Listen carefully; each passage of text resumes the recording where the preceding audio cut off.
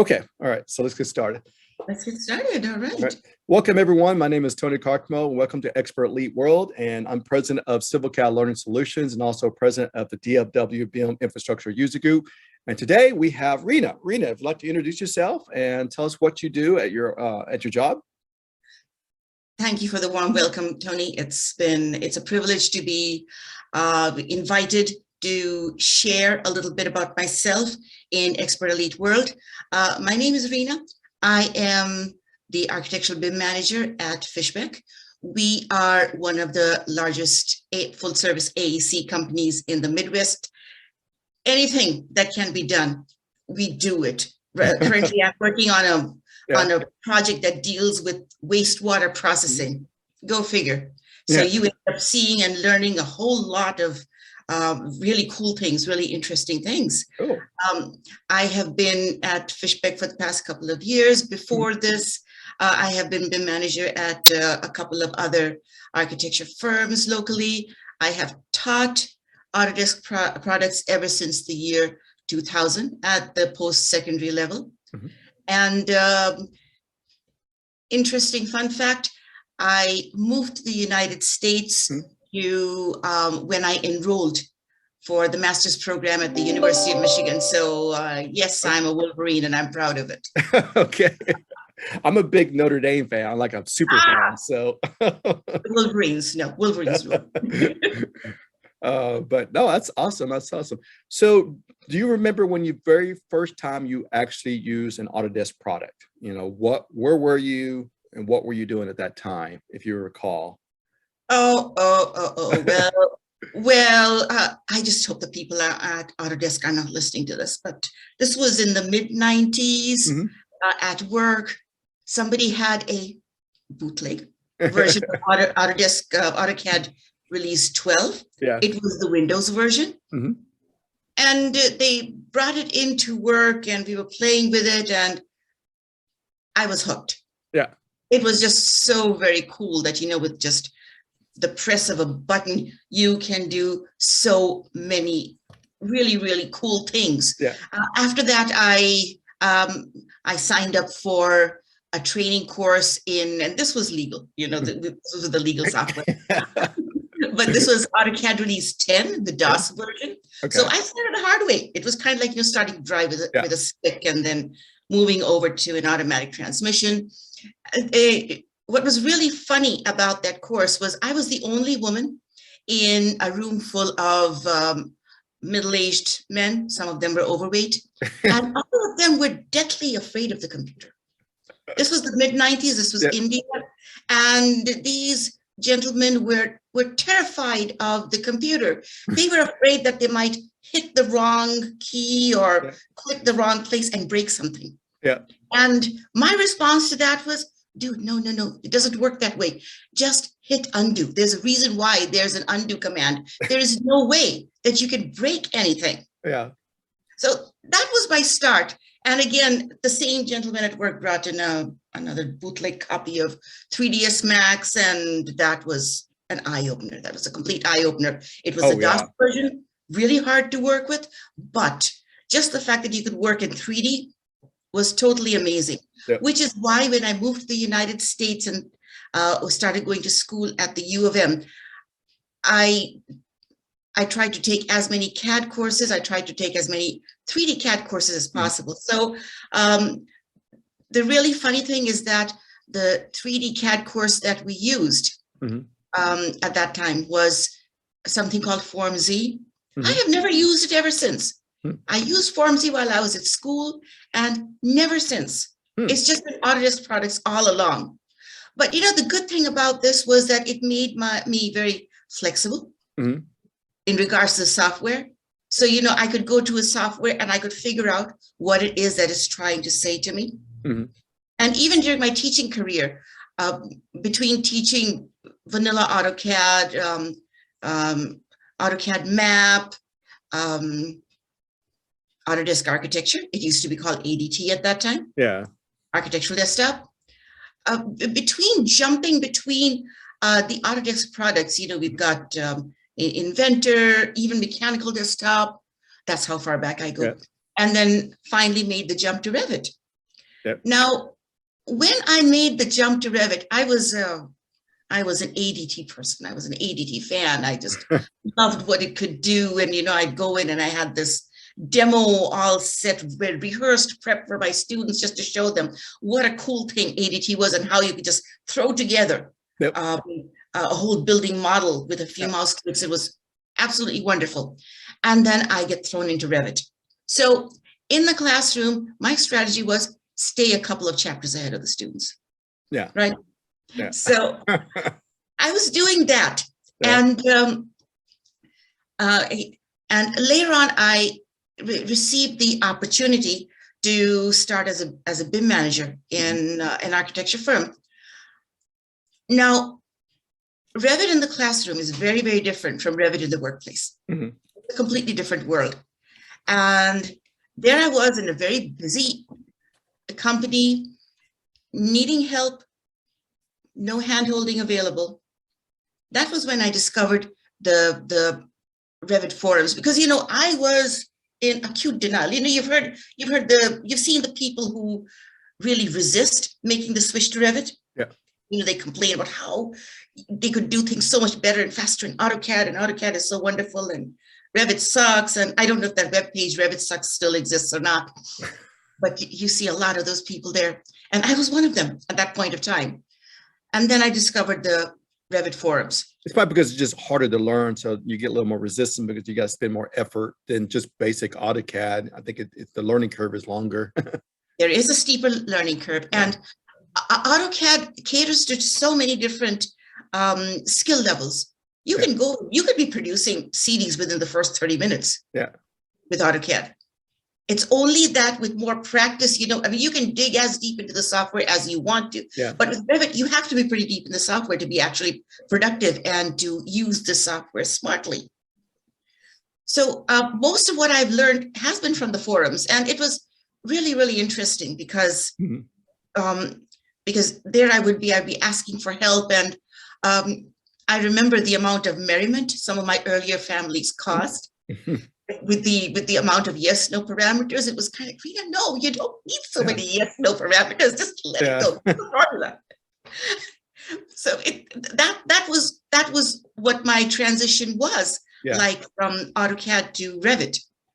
And as I went on, I realized that I was able to talk to the software. The software was able to talk to me in an understandable fashion. Mm-hmm. Not only that, on the forums. Mm-hmm. I discovered that not only am I asking for solutions, I'm helping out, I'm giving solutions, I'm giving accepted solutions. Mm-hmm. So just that itself was a really big pat on the back for me, a very positive motivator for me to go on and learn more. And again, it's that was a lot of what helped me. Yep. Absorb all the information I can get and attain the skill level that I have. Yeah. So when did you get invited to the Expert Elite program? I think mine was 4 or 5 years ago, I guess. Right. Mine would have been 2018. And there's a story behind that too, because starting sometime in 2017, I got onto the forums and I was cranking out solutions, and I was actually very highly ranked. Yeah. And so my company sent me to AU 2017. Mm-hmm. That was a complete game changer for me. There you are, and everybody is just living, breathing, talking software, and you just bombarded with information, and you're in a crowd of 10, 11,000 people going from classroom to classroom. Yeah. And what was completely amazing to me was I'd be walking in that crowd of people, and suddenly somebody would look at me and say, "Hey, I know you." Yeah. Another person actually came up to me, gave me a big hug, random person, nobody whom I know. And she comes up to me and she gives me a big hug. "Oh my God, thank you so much. You helped me with my project." And I didn't know who that was. Who are you? Now they're putting a face to the name on the forum. Yeah. I really didn't know who that was. And the final response, which I got, which was really, really encouraging, was, Yeah. I've seen your stuff on the forums. You're Yeah. good. Why aren't you an elite? Yeah. So that person took me over to Katinka, Yeah. introduced me to Katinka. When I came back from AU 2017, I came to know that I have been nominated. Yeah. And March 2018, I was an elite. And that was cool. That was a wonderful cool. feeling. That was a great feeling. Yeah, it's cool. Yeah, I think I came in as a different route. I don't get on the forums that much. I was more involved with a lot of user group, doing a lot of beta on the teams through probably 4 different platforms. So I was heavily involved with the beta. So that I think they recognized my skill level once I was doing a lot of one-on-one with Autodesk development team, and just part of a lot of committees, and so I didn't get heavily involved in the forums, but now it's part of our duty to get on the forums and answer questions. Yes, but then I also got involved with the other program that provides provides assistance to Autodesk, to the directly. So I did that for a year. I haven't seen you on directly. No, I did the second year. They did it 1 year and it was open. There was only a few people who got in. Then the second year, I jumped in, but I got off. I got too many things going on to sit there and try to answer questions because I'm trying to run a company. So, but yeah, that was fun and experiences. But but now I'm kind of doing my own thing. But no, it's been fun, and meeting people from all over the world. That's what I go to AU, not really to take classes. I go there to network with other experts across the world. Like, okay, what software are you using? What are your workflows? I love to learn even if it's a non-Autodesk product. Let's say, what are you using? I'll go look it up, see if they make it, in the United States also, who can use it. What kind of workflows they're doing in the engineering projects. So I love kind of networking. From you? So yeah, so I love meeting with people. I'm a very social butterfly. So when I sit there for breakfast and sit down with people from Germany and UK, Japan, I'm not going to be quiet. Like, what do you do? What do you do? What software you use? How about you? so my first breakfast at AU, that's just what I was doing. I was handing out business cards and talking to people, and it's kind of like, oh my gosh, you use this, you use that. That was the first time I heard the word. That's cool. It's good to sit there and eat breakfast with people from all over the world, and and they want to do the same thing, and know what I do and what software I use, and so it's really, really cool environment. But okay, so next question I have for you is that if you had the steering wheel with Autodesk, what would you change with Revit right now? That's a great question, Tony. One of my pet peeves is the fact that when I have to edit a family, I have to leave the project and edit the family. Okay. I cannot edit or change a family or create a family while I'm in the context of the project. So let's say I've got a custom table I need to design, right? And I need to place that in a very specific, very customized layout. We may have some crazy angles and fun stuff like that going on. I can't do that in the project. However, there is a workaround to that. I mean, there are workarounds for everything, right? Exactly. Yeah. The workaround for this is that you go in, you use the very evil in-place components. You go ahead, model the table in place. While you're in the modeling environment, copy the geometry while you're in the edit mode from your project into the family. Okay. And then after that, you're in familiar territory. You can go ahead and you can constrain, add parameters, do whatever you want to, and that family will do what you want. So I think that this is this takes us a part of the way that we need to be, but it could be a little more intuitive. That I should have the option available to me. Do you want to that this is a family? Do you want to edit that in context, things like that? But the approach that I described, I was modeling a kind of a Gothic style church. I was modeling that from a point cloud. And in order to get the lovely pointed arch windows with the with the stained glass. I even modeled a pattern on the stained glass, go figure. I mean, you need to have some restraint, and that's something I'm really bad about. But I did model a lot of complex components using this approach, where I started by modeling in place, took the geometry, dropped that into a family. On another level, even while you're sketching for the geometry in the in-place mode, you can take your sketch and copy and paste it into a family, and then extrude and model it from there. Works beautifully. So that's one of my, I mean, so this is definitely one of my pet peeves. I would like more control over being able to create and connect the family with the project. Yeah, it's like in Civil 3D, that's kind of the best part I like, is trying to problem solve, find solutions. Either you're creating Lisp routines, you're creating a custom app. Now we got Dynamo. Now we got 3 ways to find workarounds for something that's not working properly, while Autodesk is working to release a new update on it. It could be a month before they release it, But yeah. Okay, well, adding on to that, where do you see Revit in 5 to 10 years? Where do you think it's going to be? Autodesk does give us a roadmap within 1 or 2 years, but where do you think it's going to be in 5 to 10 years, Revit? Take it a while, yeah. What I think is that in 5 or 10 years, and there is a lot that is going on.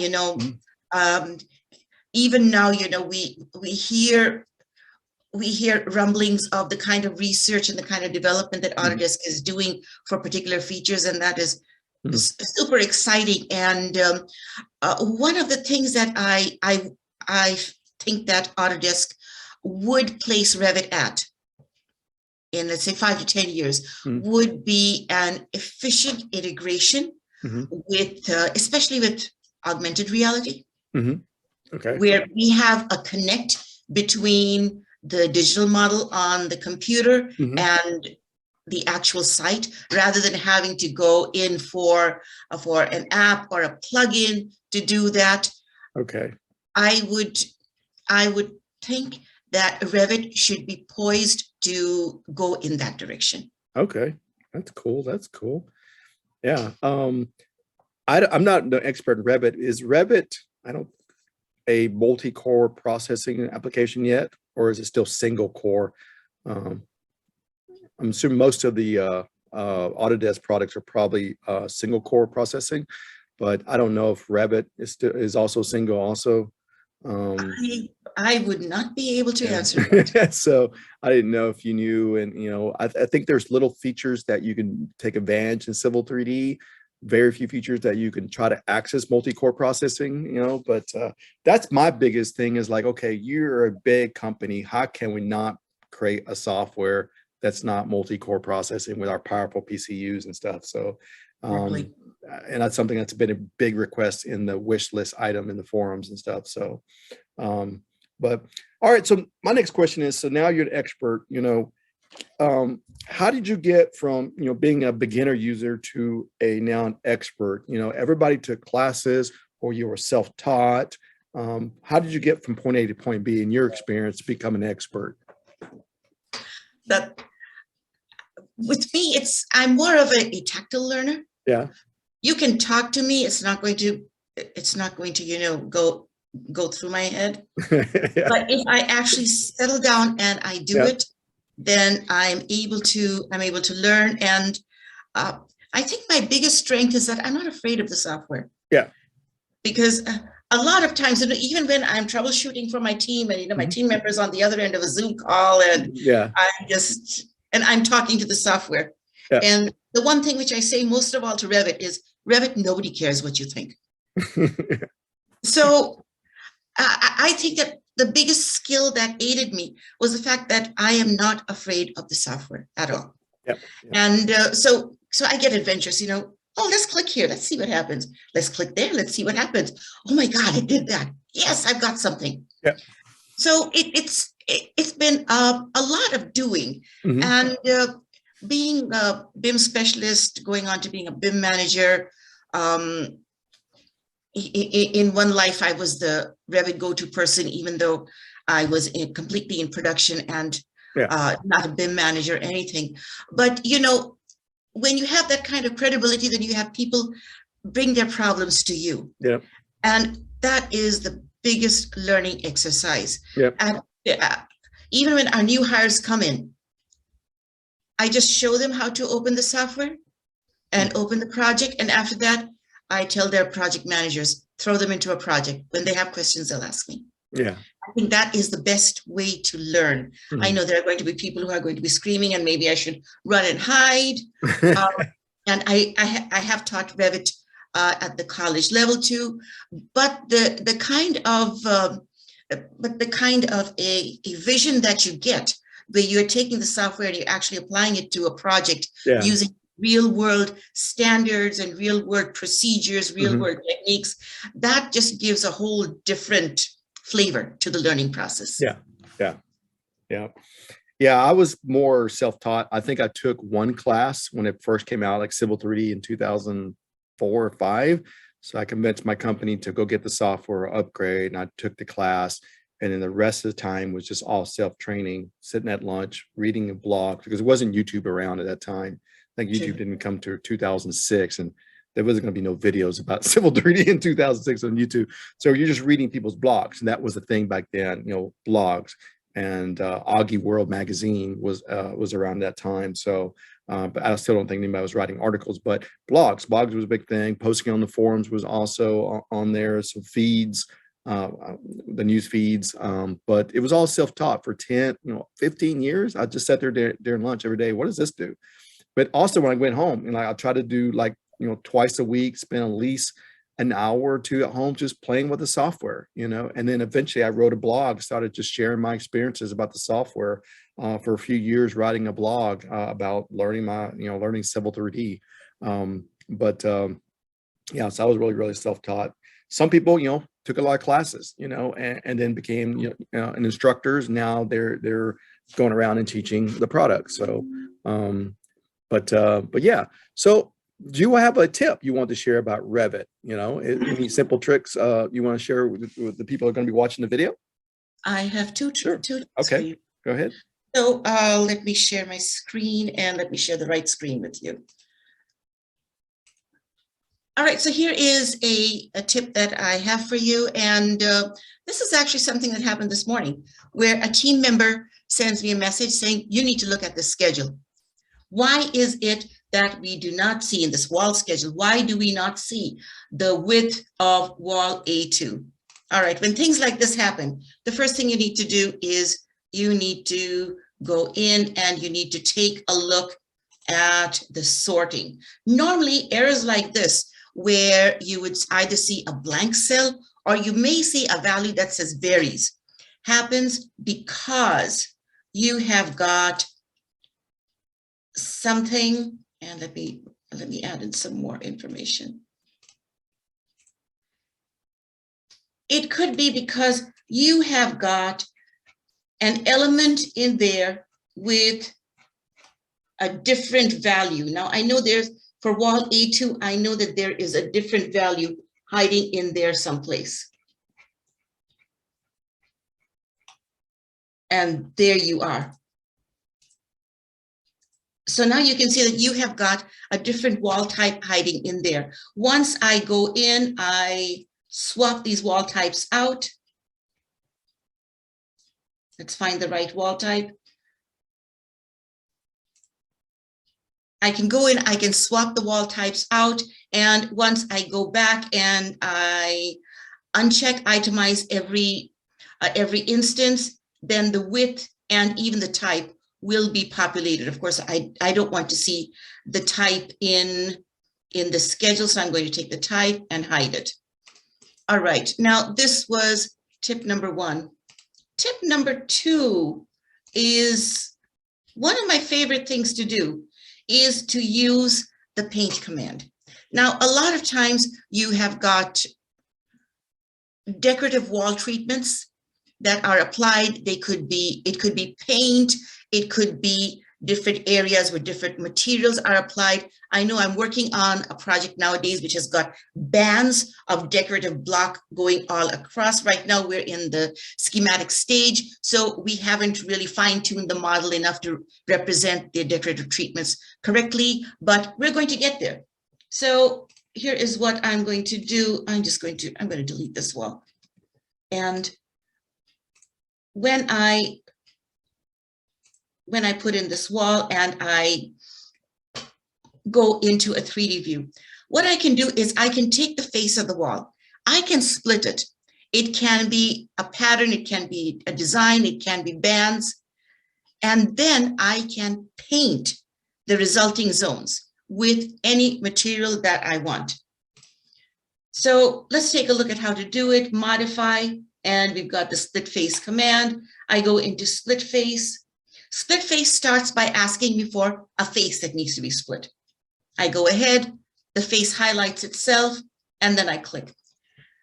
Split face then takes me to a sketching environment. So I go ahead, and yeah, maybe this is what I want. Revit is not going to like sketch lines intersecting each other. We all know that.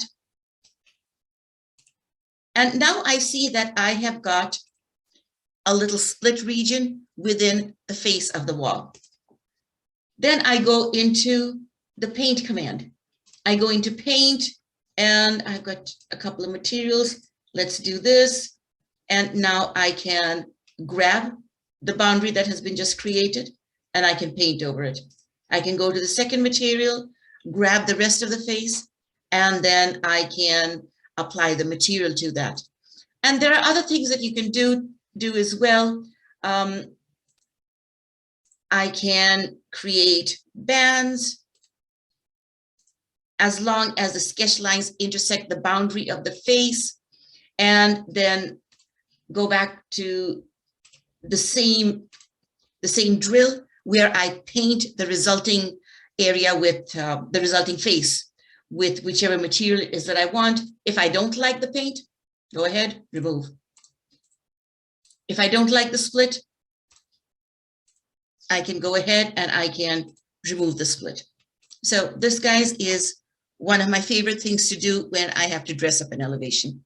And with that, it's back to you. Okay, cool. Yeah. So that paint is, I'm sure, has a color assigned to it, I'm assuming. Then when you render it, you'll be able to see that pattern. Good question. There are two levels to which I like to take materials. Okay. One is, let's say we're at the CD stage and we just need our elevations to look right. Yeah. The split face brick and the split face block needs to look correct, and the normal faced CMU block needs to have its own appearance. Yeah. So in that case, what I do is I create a material and I just make sure that it has a surface pattern on it. I don't go into the material properties, the material color, texture, none of that stuff. However, if I am preparing a material for a rendering, then in that case, I will go ahead and I will take the material and I will add a JPEG to it. Okay. Just to give it a texture. I will play with things like bump maps. Let me show you what I'm talking about, because I found a cool website I was using for InfoWorks for textures and materials. It was called textures.com, I think. And it was allowed us to all kinds of walls, buildings, grass, ground, everything you can think of. I'm sure y'all have y'all's own one y'all go to. For the winter family development contest that was held very recently, my entry was holiday garlands, and instead of going in and just modeling leaves and fun stuff like that, I had taken a JPEG of leaves, created a material with that, added in a bump, and those are my garlands. Oh, that's cool. Rather than actually having to model each and every leaf, which would be a pain. So, when you're in a material, if you go to the appearance tab and you can go in and you can select whichever material it is that you want, and you will see a preview of the material. You can set up reflectivity. You can give it transparency. You can give it cutouts. Now, cutouts are totally cool. Yeah. If you have to, for instance, war story. In a previous life, there was a model being created, and the entrance canopy was made out of a perforated metal sheet. Okay. When I got onto the project, I saw, much to my absolute horror, that the perforated metal sheet had been modeled, which means that somebody went in and drew dozens and dozens of little circles to create a void object and use the void to cut through the geometry. And oh my God, that just made me absolutely cringe. So what I did was I made sure that the material, it had the patterns on it, the foreground and background surface patterns on it, for us to see in elevations. And for renderings, had an image. Created an image, added that, and added that image to the cutouts. And it looked absolutely right. So did you I guess I don't know if you were sharing the screen or not, but I did share the screen. Let's stop the share. Okay. Yeah, you stopped it. Okay, awesome. Yeah, I just wanted to make sure if you were trying to share or not. But okay, yeah. So I guess now changing the subject, can you share experience, a funny story learning Revit or even AutoCAD? You know, something that, you know, something silly you did, mistakes you made. We're not perfect. No one's perfect. I'm not perfect. I've made mistakes and all this stuff, learning the product, even designing, and you know, and you're like, oh, why did I do that? Or you forget a command and you're spending there all this time looking for something like, oh yeah, I could have used this tool. And you know, so I've always had funny stories of, you know, using the product and, you know, done some really dumb stuff. Like I shared one with a lot of friends, like, yeah, when I was first learning like Civil 3D, and there's a line weight command where you can turn the line weights to figure out how thick the lines are, you know, for a plot preview. I never used it. I always did a plot preview. So I'd never used the tool. One day I actually hit it. And I was like, what's going on in my drawing? Why is all these thick lines? So I kept like closing it, reopen it, pull the backups, you know, and later found out like the next day, like, oh my goodness, it was just a button I clicked. Oh, wow. Just silly stuff like that, you know, where you make mistakes and you look back like, oh my God, what was I thinking? I should have, you know, that's when you learn, like, I got to learn this product so I can understand, you know, the do's and don'ts, the limitation of the product. Not every product is perfect. There's always limitations and problems with the software. It doesn't matter if it's Autodesk or Bentley or Esri or Transoft Solutions or Carlson, you know, there's always limitations and slight bugs in the product, you know. So, but you got to learn those, you know. Yes, you do. And you've got to be in the software with your eyes open. So my funny story for the day, which happened today, I opened up the model and, you know, I had it in my mind that I have model level 3 and now I need to work on level 2. And I had model level 2 on level 3. Yeah. And level 3 was modeled on level 2. And oh my God, I got to it before anybody else. You know? Talk about a silly mistake. Okay, the fix for that was to copy and paste from one level to the other. Yeah. You know, that is where copy and paste aligned to current view can be very, very helpful. Save me there. Since I do a lot of tech support for companies as a kind of remote CAD manager, all my clients are different versions. So they could be on version 17, 22, you know. So one day I was in a product, I open it up, I'm trying to do tech support, and I'm looking for a feature, like, where in the world is this feature? What's going on? And, you know, find out later, an hour, like, oh yeah, it wasn't included in this version yet. I'm so used to the new version with the new features. Then you go back at 2018, you're like, oh yeah, it was included in 2020 version. It's not in there. So. And I'm sure that there are a lot of Revit people who, like me, would have been working on a family and overwritten the same family in an older version and had to recreate the whole family again. I just went, oh my God, I can't believe I did that. Yeah, it's just silly things like that. You know, I try to tell people, like, just because we're experts, you know, we make mistakes. You Not know, we perfect. would never claim we Gotcha. know everything. I will never claim that. Nope. There, I'm learning things, new things all the time. You know, so they're just, I have never met somebody that knows all of Civil 3D. It's just so big of a product. It's just so many tools. Absolutely not. Um, but yeah, but it's good to go and share our knowledge and our mistakes, so make sure somebody else doesn't make the same mistakes. So but Exactly. yeah. um but okay, so next question I have is hobbies. What do you do outside of work? You know, are you part of any kind of charities, groups, family events that you do with the family? Some families are big into their kids Boy Scouts and Girl Scouts, or charities and organizations. So what do you do outside work? You know, any kind of hobbies? Outside of work, well, my first hobby, actually is more my passion, is being Yeah, a grandma.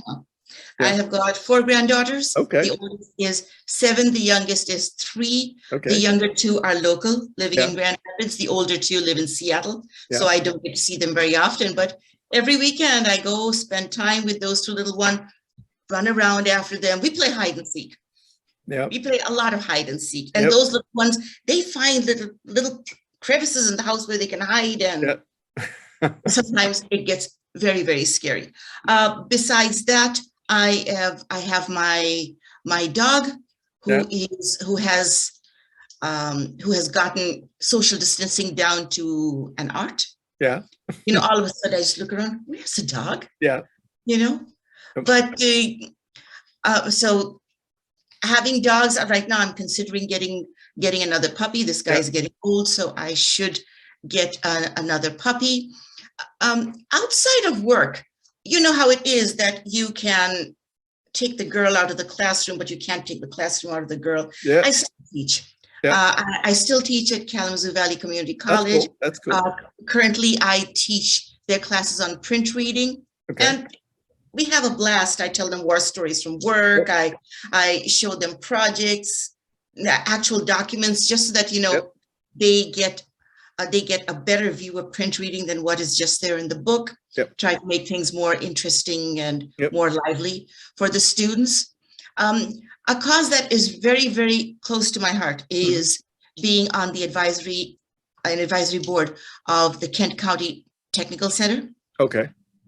That's where high schoolers go for tech classes. Okay. And I have been on their advisory board for maybe the last 10 years. Oh, wow. That's good. That's good. And been there. I go there to evaluate student projects, evaluate their resumes, things like that. You know, it's just such a great feeling. You know, you go there. Yep. And you talk to students, and I encourage them to, to talk Yep. back, ask me questions, things like that. I tell them I'm here in industry. I'm here on my own time. Please Yep. take advantage of me being here. I would have killed to have somebody from industry come to me when I was actually a student. Yep. And given me an inside view of what I can expect in industry. So that is something that's really dear to my heart. I work really well with their instructors, have been able to suggest and implement a lot of suggestions in their programs. Okay. That's something that I really, really enjoy. Oh, that's cool. That's cool. Yeah. I take part in veterans meetings here. There's a local veterans organization. So I try to go every month to those organizations. And then also, if you ask, thinking about joining the military, I talked to my experience about the U.S. Air Force. I was in the Air Force. So there's, people here at the office, one individual here is thinking about joining the military. So I just kind of shared my experience, not just, hey, just join the Air Force, nobody else. I just shared my experience of the military life, what it was like living, those 4 years in the Air Force. So, but for many years, I was actually into sports too. So outside the office for, 2006 through 2012, I played on two flag football teams and 3 softball leagues. Two of them were rec, one was very competitive. And in the flag football, I was actually had my own competitive flag football and rec flag football. And so I stayed very active. Weekends were just all Saturday and playing sports, But I've taken a break the last 4 or 5 years from it, but I'm thinking about getting back into it. Other things I do is I collect comic books. I'm a big, as a kid, I grew up collecting comic books. So And then also I compete in the, every other year I compete in the Reebok Spartan, which is obstacle courses. So you go through mud and dirt and jump ropes, climb ropes and all that kind of stuff. There's a Spartan, there's a mud run, there's like 7 of them now, but Reebok's one of the biggest, but they're actually recorded and put on NBC Sports. But I've done 2 of those or 3 of those, which I do the Beast, which is the 13-mile one. So I've competed at. So this year I'm going to try to go again, to go get back in shape and go to that event again. So. And of course, I'm just waiting for the weather to clear, and then I'll get back into my garden. Back in gardens, okay. Oh, yes, I just love that, spend time, digging, weeding, talk to my plants. I've been there. I live in the farms, and we had a very giant garden, and my parents made me take care of it. I mean, it was a huge garden, and we actually had a 1-acre orchard with peaches, and then we had cows and chickens and pigs, on the farm. We had 110 acres. So I had to go take care of all that. So doing cutting hay and all that stuff. So most people don't realize it. They see a gadget guy, but like, no, I was a farmer for several years, all my childhood and high school years. So I just love that. I talk to my flowers. I tell them how pretty they are and how proud I am of them. And then when fall comes around, that's I would say the hardest job I did was roofing. And the roofing in the middle of summer in Texas, that's no joke. That's super hot. And then when you put that black tar down, the heat just bounces off, and now it feels like 120 degrees, so, and you're out there and they just, so that's roofing in Texas in the summertime is no joke. So, the most fun job that I did was for 1 year, I was a teller at a bank. Mm-hmm. Never had so much fun, because you're there, you're talking to people all day long, and you're literally flying by the seat of your pants. You're using your wits, flying by the seat of your pants, and you are selling the bank's products to the customers, and then you get credit. My sales records were, I just killed it. My sales records were legendary, and I had a lot of fun. I don't think anybody's been able to beat my sales records after I quit. It was a lot of fun. Yeah.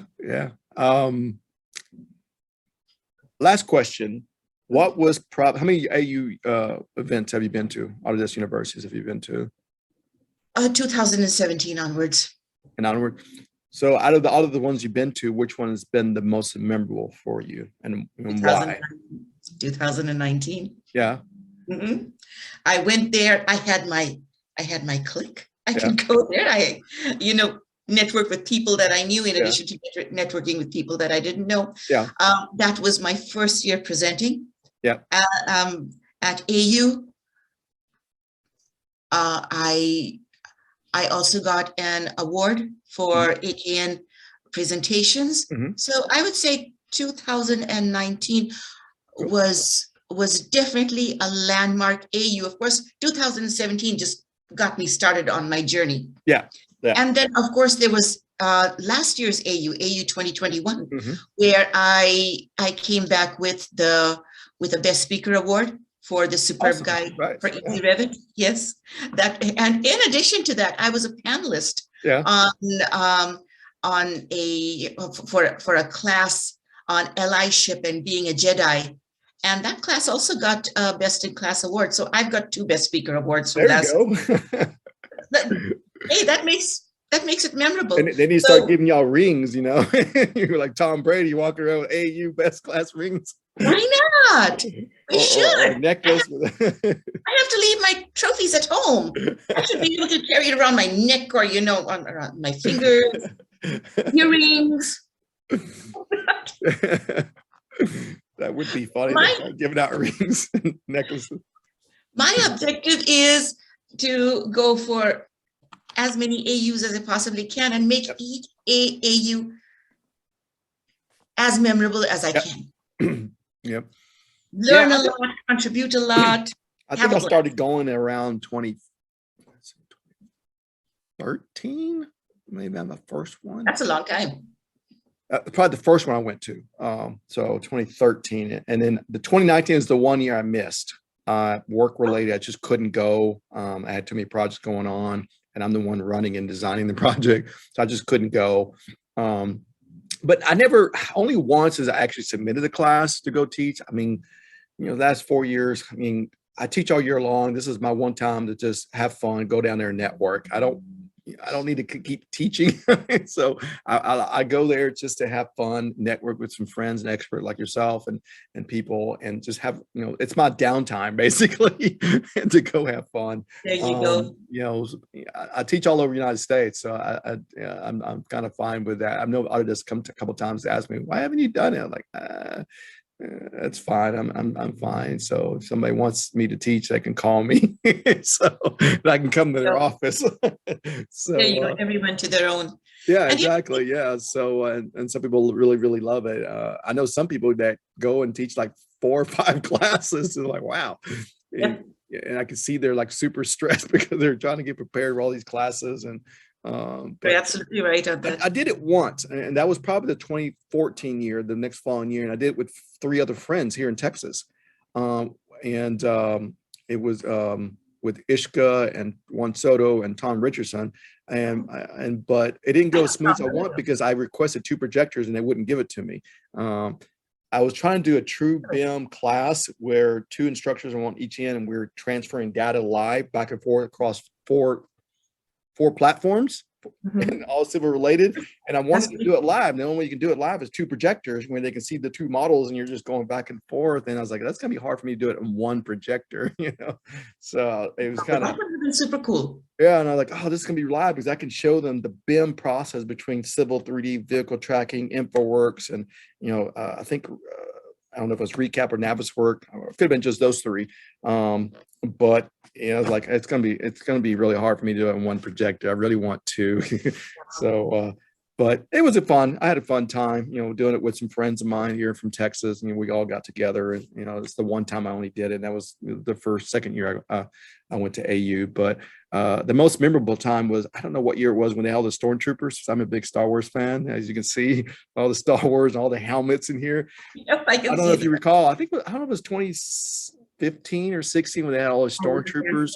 And it was part of that was the theme of Star Wars, and they had Stormtroopers walking around AU throughout the whole. I saw pictures. Yeah, I saw pictures at the big annual party. Yeah.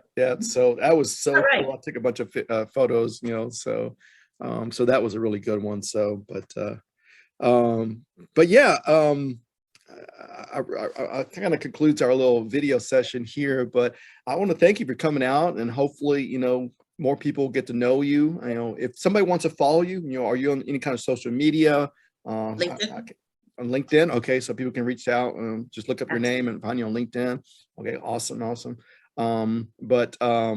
Thank you. I think also if people are watching, we posted on our YouTube channel. Rita did like, I don't know, 30, 40 tips and tricks on Revit. Really great stuff. I learned a lot, even though I'm still a very, very green beginner learning Revit, but she did an amazing job with the tips and tricks and stuff. So that we did 2 or 3 weeks ago. So be sure to definitely watch the video. But all right, thank you for coming. I hope you had a good time. And probably the next go around is going to be a CAD and BIM manager video podcast. I'm going to invite a bunch of CAD BIM managers. We're going to talk about training, and that is going to be awesome. And tech support, handling tech support and doing training. So everybody does different ways of handling their tech support for software, or so we'll talk about that. I'm going to invite, I don't know if you saw the one I did several years ago, I think it was last year, when I brought all the civil guys that were Revit, do civil 3D, and there was like 12 of us talking about. But we're going to do it again, invite more expert leads and talk about training and stuff like that, tech support. So, but thank you. Well, I appreciate your time, and I hope to see you back, and have a great weekend. Thank you for having me over. And all right. Well, enjoyed it. You too. Have a great evening. Bye.